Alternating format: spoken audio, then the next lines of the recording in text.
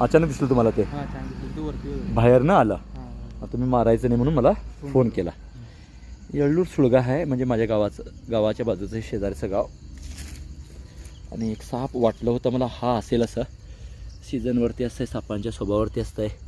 त्यांनी मात्र छोटासा साप आहे मग काही जण मारतात, पण ह्यांनी नाही मारायचं ठरवलं. काही साप दुर्मिळ असतात मित्रांनो, आणि त्यामुळे उगीच दिसलं की साप मारणं पण चुकीचं आहे. तुम्ही बघू शकता असा एक छोटासा साप पुन्हा पुढे जायचा प्रयत्न करतो आहे.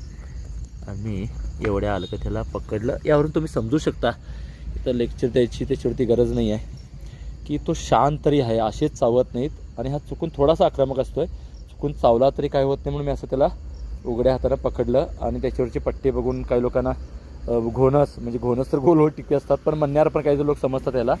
तोंडावरती तुम्ही लक्ष ठेवला तर व्ही आकाराची खूण आणि समान आकाराचे आडवे पट्टे तुम्ही दिसू शकता. सापाला सतत बघितल्यानंतर ओळखता येतं आहे.